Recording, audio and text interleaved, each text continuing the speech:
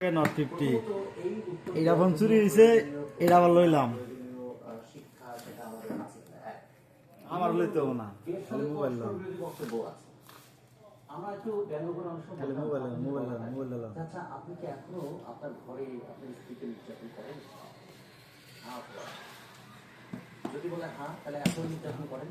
আগে যদি না, তার মানে আগে বলতাম। তাহলে সব প্রশ্নের উত্তরকে হ্যাঁ তোমার না দিয়ে হয়। তাহলে কেউ হয়তো বিপক্ষ বিশ্ব পার্লামেন্ট মানে না, কিন্তু পরেরটা মানে। তাহলে সে কিভাবে হ্যাঁ তোমার না বলবে? তাহলে এই যে গণভোটের নামে একটা এমন একটা জটিল প্রশ্ন করে কুটিল মনোভাবের প্রকাশ ঘটাবে, যেটা যে হ্যাঁ ভোট দেবে সেও নিজের সঙ্গে প্রতারণা করবে, আর যে না ভোট দেবে সে আবার জুলাই অভ্যুত্থান থেকে মানতে চাইবে। আমাদের এইরকম একটা পরিস্থিতিতে বলে সেই কারণে স্বাধীন আলী বলছে যে কেমন ধরনের গণভোট হলো, গণভোটের প্রধানত আইনি ভিত্তি থাকে না। আইন তৈরি করা হচ্ছে পার্লামেন্ট, সেটার জন্য একটা নির্বাচন আমাদের প্রথমত একটা জটিলতা তৈরি করা হয়েছে, দ্বিতীয়ত মানুষকে গণভোটের নামে গণবিড়ম্বনার মধ্যে ফেলে দেওয়া হয়েছে, 3 নম্বর প্রত্যেকটা মানুষকে সেলফ ডিসেপশনে বাধ্য করা হয়েছে। আমি যা মনে করি না সেগুলি বলবো, এই জন্য তিনি এটা বলেছেন।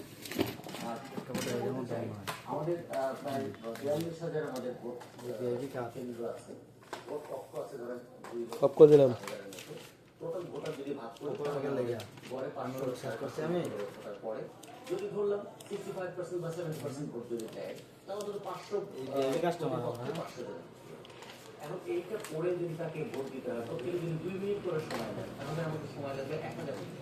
1000 মিনিট মানে প্রায় ধরেন 16 ঘন্টা সময় লাগবে। এটি নিশ্চয়ই 16 ঘন্টা টাইম হবে। মানে এমন একটা বিষয় বলা হয়েছে যে যেটা আসলে বাস্তবে অসম্ভব। তার মানে হয় আগে থেকে যেমন সরকারি প্রচারণা করছেন হ্যাঁ ভোট দিন, আচ্ছা সরকারি যদি প্রচার করে হ্যাঁ ভোট দিন, তাহলে আর না ভোট রাখার দরকারটা কি ছিল? তাহলে যদি সরকারকে থাকতো তো নিরপেক্ষ, যে আপনারা ভোট দিন, ভোটটা দেবেন আপনি আপনার কনসেন্স অনুযায়ী, ভোটটা দেবেন আপনি আপনার বিবেচনা অনুযায়ী। তাহলে হ্যাঁ ভোটের প্রচারের জন্য টাকা বরাদ্দ করা, হ্যাঁ ভোট প্রচার করবার জন্য কর্মচারীকে নির্যাতিত হচ্ছে। মানে একজন আমাদের সংবিধান বিশেষজ্ঞ